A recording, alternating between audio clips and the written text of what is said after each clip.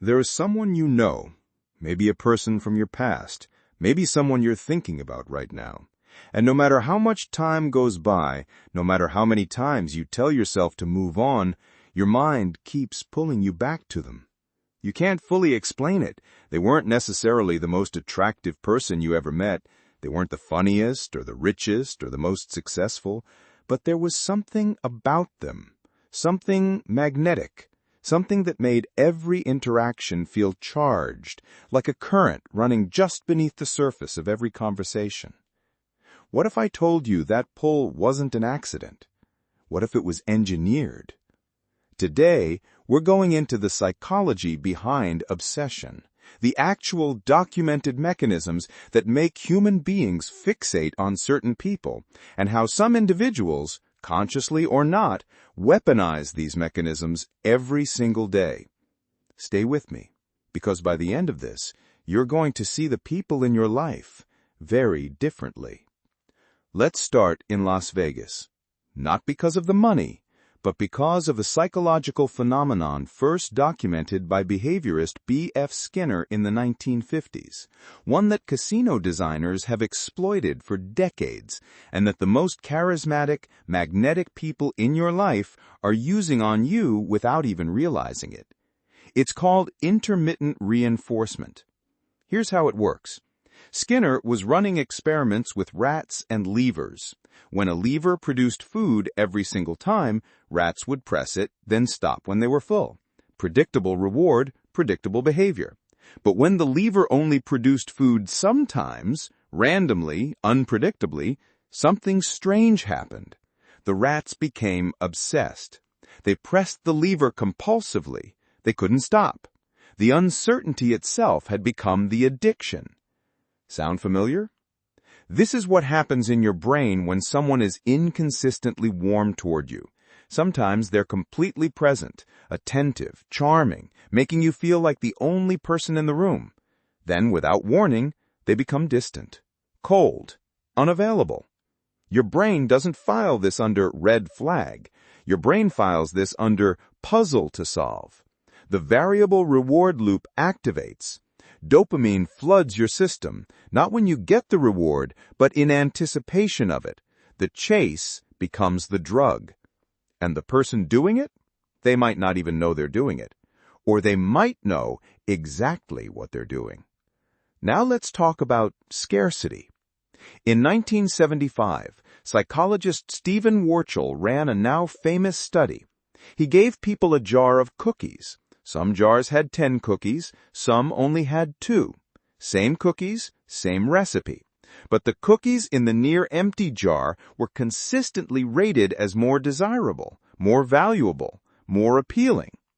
We want what we can't easily have. This isn't a personality flaw.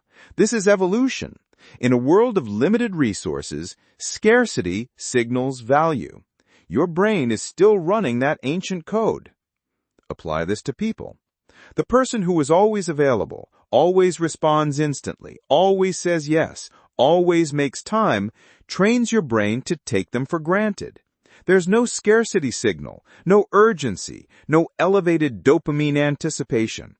But the person who has a full life, who doesn't always respond immediately, who sometimes says no, not manipulatively but genuinely because they have things going on, that person triggers something primal in you. You want their time because it feels rare, and rare things feel precious. The dark edge of this is that it can absolutely be faked. You've probably encountered someone who manufactured scarcity, who played hard to get not out of genuine fullness, but as a calculated power move. And here is the uncomfortable truth. It worked, didn't it? Here's where it gets genuinely fascinating. Deep in your brain, in the premotor cortex, there's a class of neurons called mirror neurons. They were discovered in the early 1990s when Italian neuroscientist Giacomo Rizzolatti noticed something extraordinary. The same neurons that fired when a monkey reached for an object also fired when the monkey simply watched someone else reach for the same object. Your brain does not fully distinguish between doing something and watching someone else do it. This is why you flinch when someone else gets hit, why you tear up at a movie, why yawning is contagious. Your nervous system is constantly simulating the inner lives of the people around you. Now here's the manipulation angle. Skilled communicators, whether they learned it naturally or deliberately, use mirroring to create instant, unconscious rapport. They subtly match your posture, your pace of speech, your energy level. And because your mirror neurons read this as familiarity, as resonance, as sameness, your brain concludes, I like this person. I trust this person. I feel understood by this person. You feel seen. And being seen is one of the deepest human cravings there is. The danger is this. Mirroring is one of the fastest ways to manufacture emotional intimacy. A skilled practitioner can make you feel genuinely connected to them within minutes, and you'll have no idea the connection was constructed. Let's add one more layer. Social proof. Robert Cialdini, one of the most important psychologists alive when it comes to influence, identified social proof as one of the 6 core levers of persuasion. The principle is simple. When people are uncertain, they look to others to determine the correct course of action. If everyone around you seems to find someone fascinating, your brain doesn't think, why does everyone like them? Your brain skips straight to, there must be a reason. Desire is contagious. This is why the person who walks into a room already laughing, already mid-conversation, already radiating that sense that something interesting is happening around them, becomes immediately magnetic. They arrive with social proof preloaded. And once a few people orient towards someone, others follow. It's not logic. It's the herd instinct dressed up in modern clothing. Now, here's where all of this converges. The most magnetic people, the ones who make others genuinely obsessed, are often running several of these mechanisms simultaneously. Intermittent warmth that keeps you guessing, genuine scarcity because they actually have a full life, deep mirroring that makes you feel uniquely understood, and social pre-selection that signals this person is worth your attention. None of this requires manipulation. The most magnetic people often have no formal awareness of any of this. They've simply developed, through experience, through personality, through hardship, an authentic presence that happens to activate all of these ancient psychological triggers at once. But now that you know the mechanics, you'll never not see them. Here's the question you should be actually sitting with right now. Not, how do I use this on other people? But, who is using this on me? Think about the person you couldn't stop thinking about.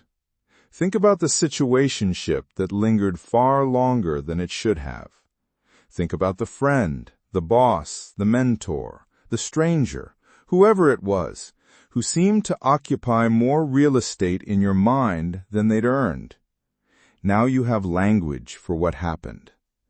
Intermittent reinforcement kept you chasing a reward that only appeared sometimes. Scarcity made their attention feel precious. Mirroring made you feel uniquely understood. Social proof primed you to believe they were worth obsessing over. You weren't weak. You weren't foolish. You were human, running ancient hardware in a world that has learned to exploit it. The only real defense against dark psychology is knowing it exists. And now you do. If this made you see something differently, subscribe to Dark Logic. We go where others won't. The next video goes deeper. Don't miss it.